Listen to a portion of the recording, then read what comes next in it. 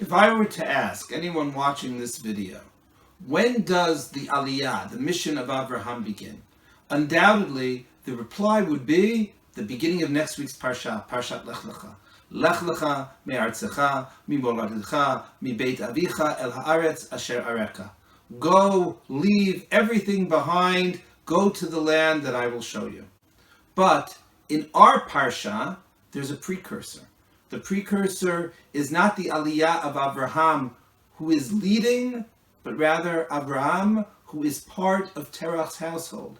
Vayikach Terach takes et Avram beno ve'et Lot ben beno. He takes Avram, his son. He takes Lot, his grandson. He takes Sarai. He goes from Ur Kasdim lalechet arza Canaan, to go from Ur Kasdim in the southeast corner of the Fertile Crescent, to go across to the southwest corner of that crescent. You can't go directly across because there's a desert in between. You have to go the thousands of miles that crescent takes you to. But he wants to leave one end of the civilized world and reach the other end of the civilized world. He wants to go west, young man.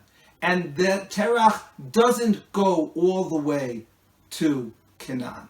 Terach, the Torah tells us, stops along the way at Haran. He comes by Yavo at Haran. He comes to Haran and he decides to settle down, along with Avram, along with Lot, along with Sarai. Avram, on the other hand, leaves Haran, and the Torah uses the exact same kind of psukim that it described Terach's aliyah with. Vayikach Avram et Sarai ishto ve'et Lot ben achiv. He takes Sarai, he takes Lot, ve'et kol rechusham asher rachashu, everything that they had acquired, ve'et hanefesh asher asu b'Haran, everything they had made and accomplished in Haran, vayelech arza Canaan. And he too goes in the same direction as his father, going to that end of the Fertile Crescent to Eretz Canaan. And only when he reaches the middle of Eretz Canaan, only when he reaches Shechem, is he told by God, this is the land. What's the difference between Abraham's aliyah and Terach's aborted aliyah? And it's not only in the fact that Avram made it to Canaan and Terach didn't make it to Canaan. It's something much more fundamental. Terach is an emigrant. Terach leaves Ur Kasdim for reasons we aren't told. Perhaps it's economic. Perhaps, as Chazal understood it, it was due to religious persecution. For whatever the reason, like untold billions of people throughout human history, Terach leaves one place and goes perhaps as far away as necessary to find greener pastures. And that is Terach's goal. Terach accomplishes that goal.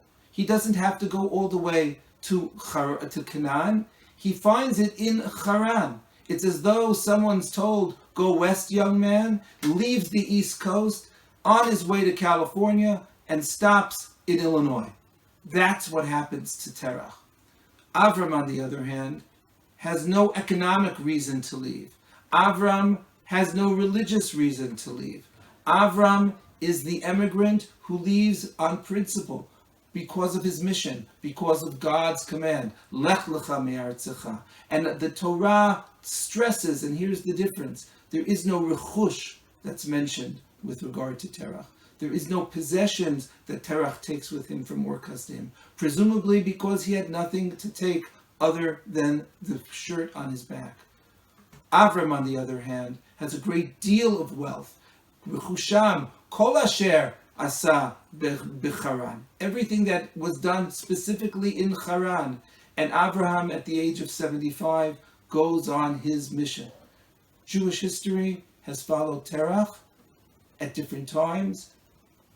Emigrations that have gone because of economic reasons, because of religious persecution, to different lands throughout the world, and even to Eretz Canaan, even to Eretz Yisrael sometimes for those reasons. But ultimately, our connection to Eretz Yisrael isn't the connection that Terach tried to form, but rather the connection that was formed for Abraham by that command of Lech Lecha Me'artzecha.